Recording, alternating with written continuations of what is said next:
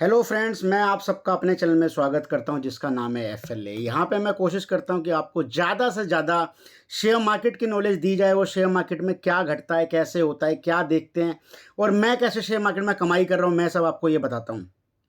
मैंने पहले भी कुछ पास्ट में रिकमेंडेशन दी है। मैं हमेशा ये बोलता हूँ कि मेरे शेयर को आप केवल मेरे बोलने से ना खरीदें, अपना पूरा एनालिसिस करें, तब जाके आपको शेयर मार्केट के बारे में समझ में आएगा। नहीं तो आप मार्केट में कभी भी बुरी तरीके से आपकी पिटाई हो सकती है और आप रिकवर नहीं हो पाएंगे शेयर मार्केट के अंदर। शेयर मार्केट में इतना पोटेंशियल है कि आप पैसा बहुत ज़्यादा कमा सकते हैं और शेयर मार्केट में इतना डर भी है कि आप पैसा लूज भी कर सकते हैं।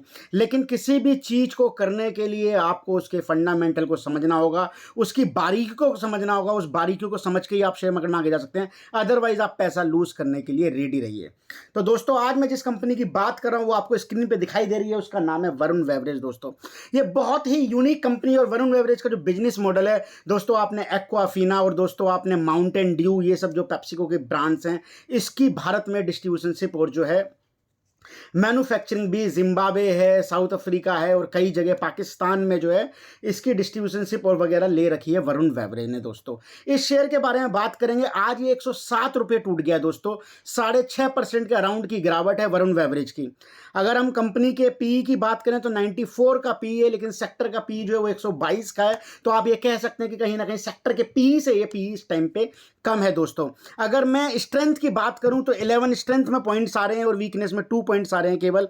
और इसके बाद हम आगे बढ़ेंगे दोस्तों। तो अगर आप एनालिस्ट की रेटिंग के बारे में बात करेंगे तो बाय में 63% लोग ये कहते हैं कि इसको बाय करना चाहिए, आउट परफॉर्म 21% लोग कहते हैं, और सेल की किसी भी तरीके की रिकमेंडेशन नहीं है। दोस्तों, आप पिछले एक साल का रिटर्न देखें, दैट इज ऑलमोस्ट 96.13%, जिसका मतलब ये होता है कि दोस्तों पैसा कहीं ना कहीं डबल हो चुका है इन्वेस्टर का। तो दोस्तों, हम नीचे चलते हैं, वॉल्यूम में डिलीवरी में देख लेते हैं। डिलीवरी में अगर आप आज देखोगे तो 62 लाख जो ऑर्डर्स हैं वो डिलीवरी में हैं। तो 46.89% जो है टोटल जो शेयर में वॉल्यूम था वो 1 करोड़ का था, लेकिन 62 लाख जो है वो आपका डिलीवरी में माल बाय हो रहा है। अगर मैं कल की बात करूं तो वो 68% की डिलीवरी है।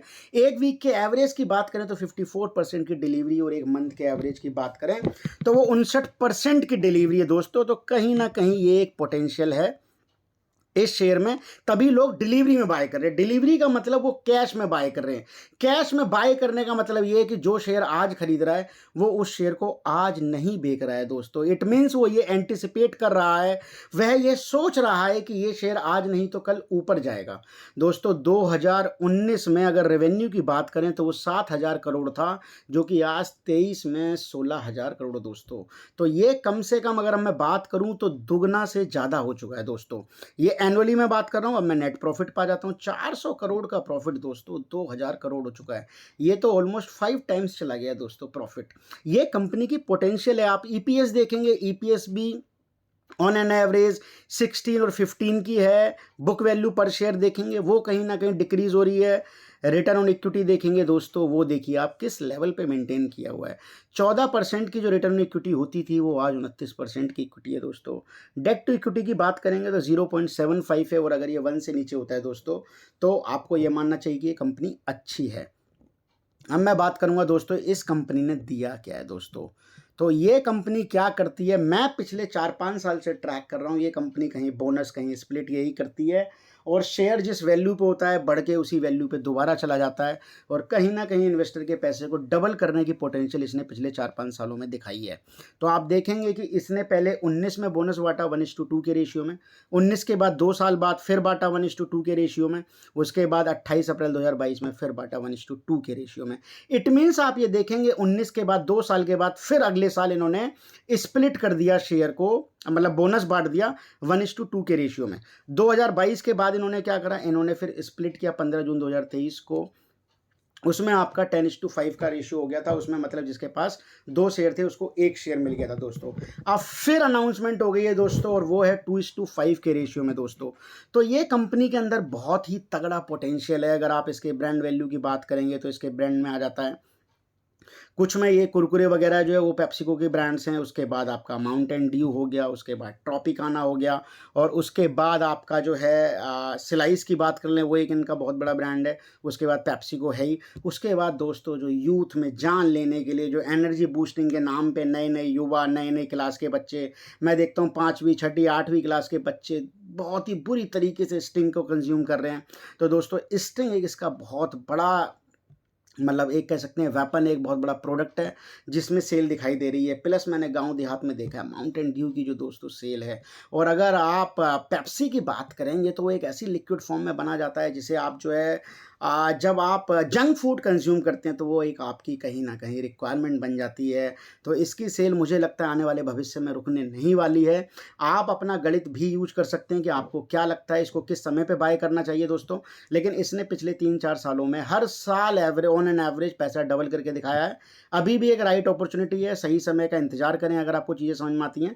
और अगर नहीं समझ में आती हैं तो आप कोई और शेयर भी एनालिसिस कर सकते हैं। मेरा ये काम है एक से एक शेयर लेके आना, आपको बताना, अपना उस पर व्यू रखना, उसके बाद आपको कोशिश करनी समझाना कि इसमें क्या हो सकता है, कैसे हो सकता है।